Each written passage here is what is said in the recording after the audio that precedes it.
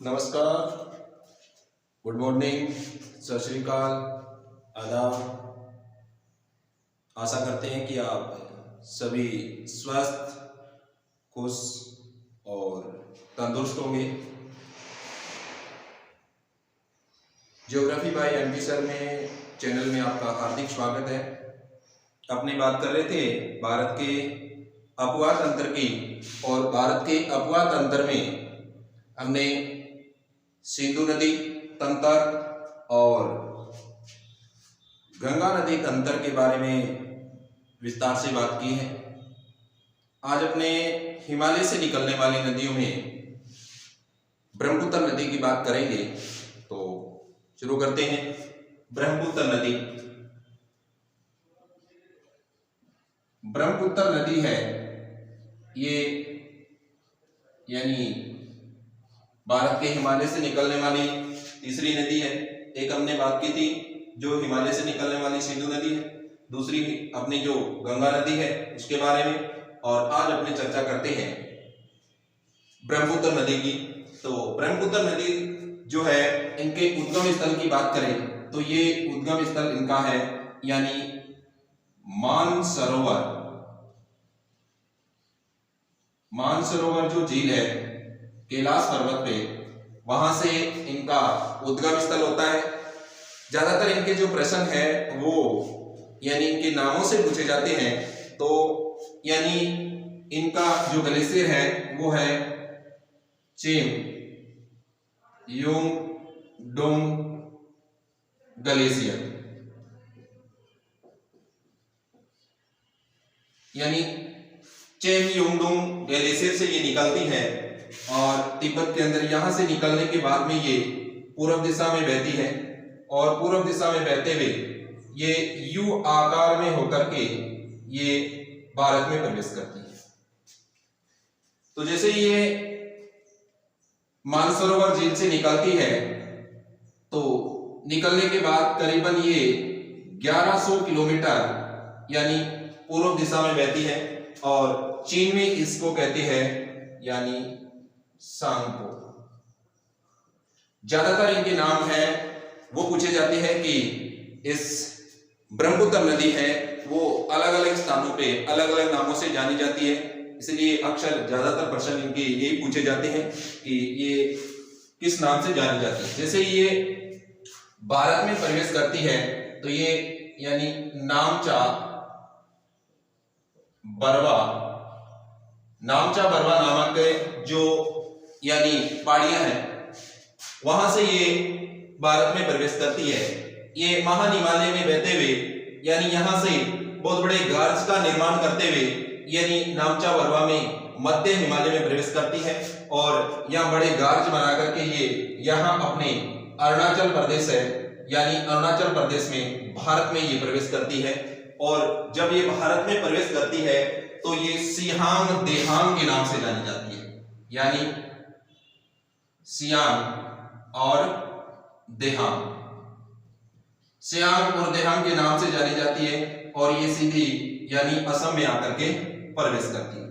असम में इनके यानी दो नदियां आकर के मिलती है, इनकी यानी सहायक नदियां हैं जो इनमें आके मिलती है।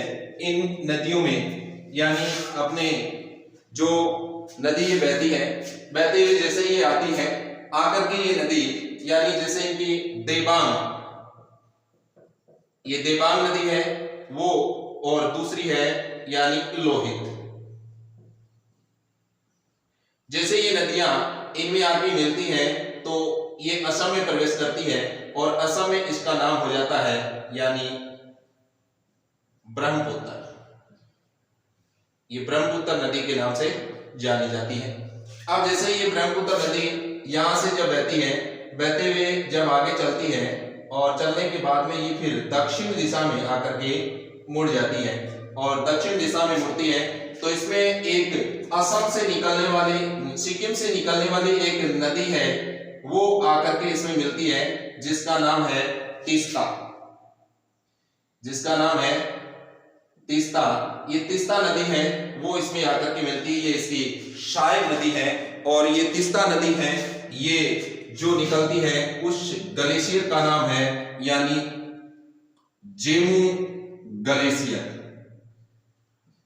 ये जेमू ग्लेशियर से निकलती है और जेमू ग्लेशियर से निकलने के बाद में ये इस यानी ब्रह्मपुत्र नदी के अंदर मिल जाती है और ये ब्रह्मपुत्र नदी फिर बांग्लादेश में जाती है और बांग्लादेश में जाने के बाद यानी इस नदी का नाम परिवर्तन हो जाता है और इस नदी को कहते हैं यानी जमुना।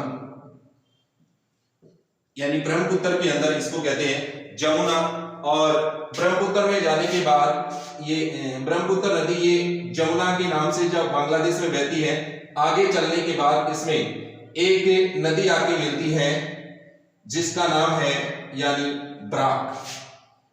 ये है बराक नदी। यानी बराक नदी है ये मिजोरम के अंदर से निकलती है और मिजोरम से निकलने के बाद ये ब्रह्मपुत्र नदी में यानी मिल जाती है और ब्रह्मपुत्र नदी में मिलने के बाद इस नदी का नाम हो जाता है यानी मेघना।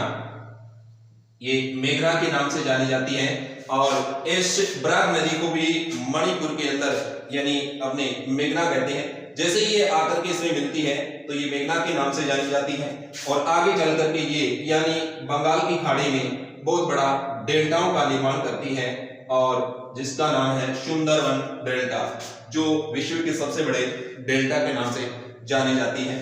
अब ये तो थी अपनी जो नदी ब्रह्मपुत्र और ये ब्रह्मपुत्र नदी है ये जैसे ही बहती है, बहते हुए ये असम से फिर बांग्लादेश और बांग्लादेश से फिर ये इधर आकर के मिल जाती है अपने मेघना के अंदर। तो अपने इस ब्रह्मपुत्र नदी की बात की। इस ब्रह्मपुत्र नदी के अंदर वैसे इधर से आने वाली जो ये गंगा नदी है वो भी इसमें मिलती है और गंगा नदी जहां ये मिलती है तो इसको पद्मा यानी कहते हैं गंगा नदी और पद्मा के बाद इसमें मेघना। अब हमने बात करते हैं कि जो ब्रह्मपुत्र नदी है, इस ब्रह्मपुत्र नदी में यानी जैसे ये अरुणाचल प्रदेश के बाद में असम में प्रवेश करती है तो असम के अंदर यानी ये एक तो सबसे ज्यादा मात्रा में यानी अवसाद लेके आती है और अधिक अवसाद लेके आने के कारण से ये यहाँ पर यानी छोटे छोटे द्वीपों का निर्माण करती है और एक इनका सबसे बड़ा द्वीप है। यानी अगर बात करें तो ये असम में यानी सदिया से प्रवेश करती है और यहां ये धुबरी तक जाती है। सदिया से धुबरी तक जाती है यानी असम के अंदर और ये सदिया से धुबरी तक का एक यानी जलमार्ग है वो भी स्थापित किया गया है, उसे जलमार्ग। अब अपने बात करते हैं कि ये जो द्वीप सबसे बड़ा है, विश्व का सबसे बड़ा नदी द्वीप की बात की जाए तो ये ब्रह्मपुत्र नदी का ही है जिसका नाम है ये द्वीप है। इस द्वीप का नाम है मांजुली द्वीप और ये मांजुली द्वीप है ये ब्रह्मपुत्र नदी के ऊपर बना हुआ है, असम के अंदर बना हुआ है और ये विश्व का सबसे बड़ा है। इनकी अगर अपनी चौड़ाई की बात करें, लंबाई की बात करें तो ये 90 किलोमीटर है। अगर चौड़ाई की बात करें तो ये 20 किलोमीटर यानी लंबा है।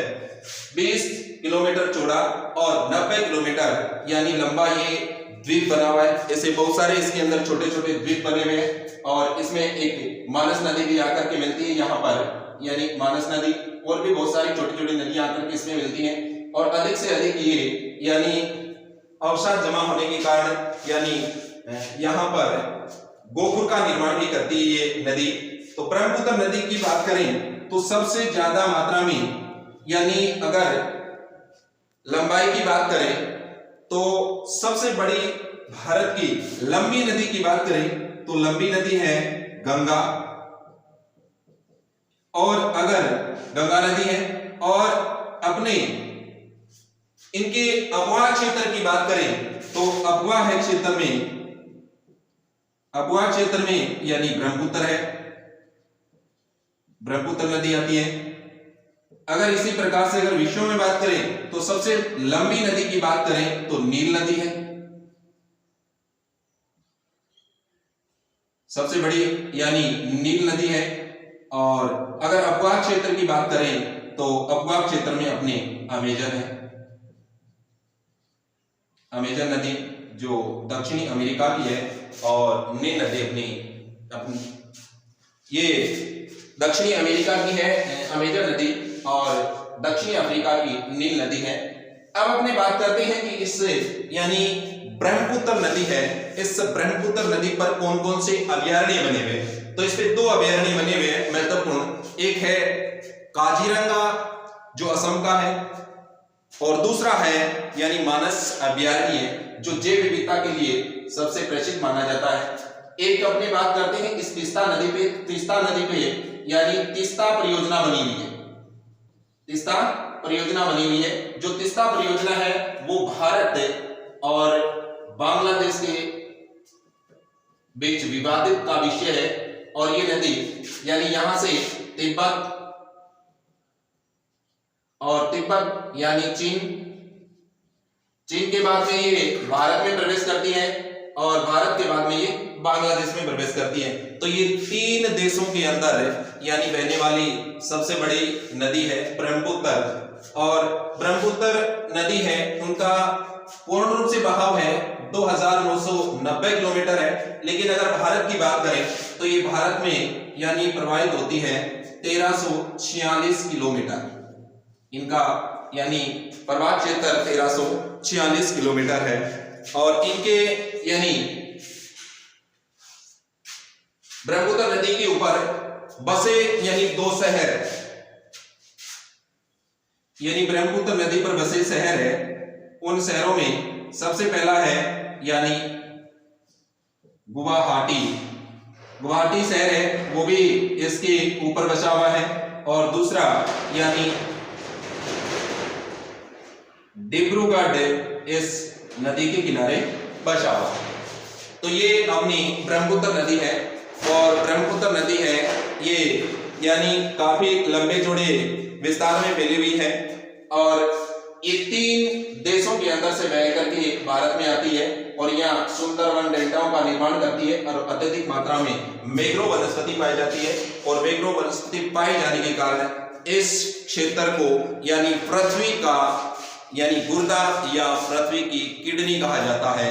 तो ये अपना हिमालय से निकलने वाली यानी नदियों का अपवाह तंत्र है वो आज समाप्त होता है।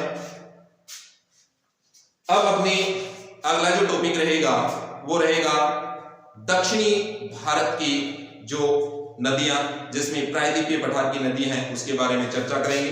जय हिंद, जय भारत।